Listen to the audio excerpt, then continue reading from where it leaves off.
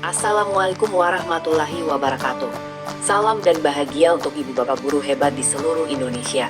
Pada kesempatan ini, saya ingin berbagi sebuah praktik baik yang telah saya lakukan.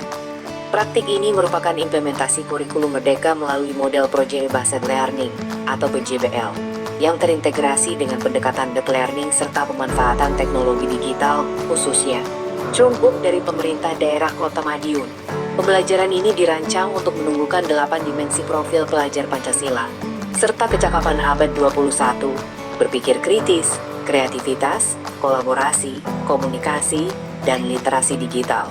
Dalam pendekatan deep learning, kami menerapkan 3 prinsip utama: keterhubungan konsep, transfer pengetahuan ke kehidupan nyata, dan refleksi mendalam yang memperkuat pemahaman peserta didik.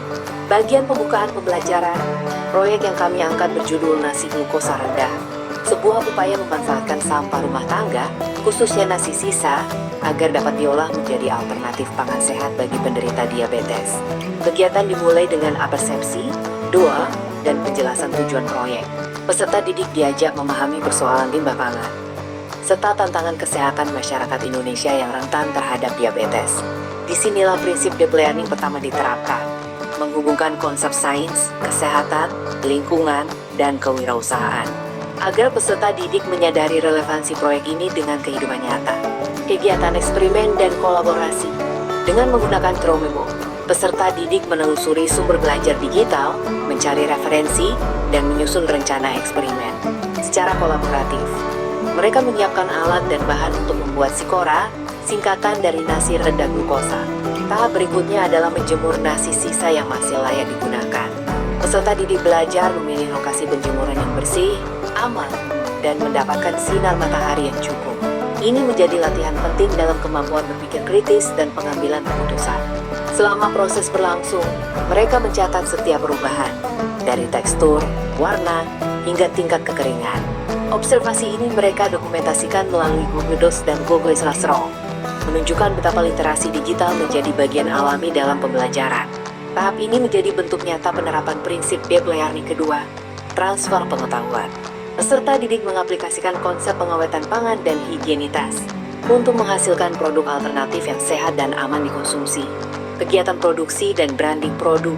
Setelah nasi benar-benar kering, peserta didik memasuki tahap produksi dan pengemasan. Mereka menimbang, menyegel, dan memastikan kualitas produk secara mandiri. Kemudian, peserta didik mulai menumbuhkan kreativitas dan jiwa kewirausahaan. Mereka membuat branding produk menggunakan Canva, merancang logo, desain kemasan, dan brosur promosi. Dengan pendampingan guru, mereka mempersiapkan strategi pemasaran melalui media sosial sekolah. Ini bukan sekadar memasarkan produk, tetapi melatih kemampuan komunikasi, kolaborasi, dan literasi digital berorientasi hasil. Selanjutnya, Sikora diolah menjadi 2 varian.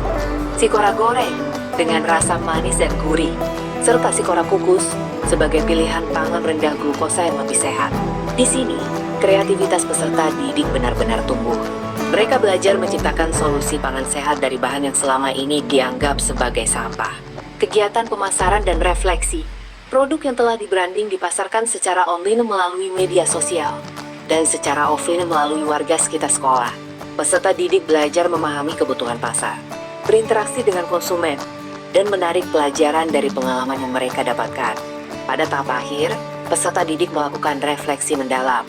Mereka meninjau proses, mengevaluasi tantangan, dan menyusun rencana perbaikan untuk proyek berikutnya. Mereka bukan hanya belajar membuat produk, tetapi belajar menjadi pemecah masalah, inovator, dan pembelajar sepanjang hayat.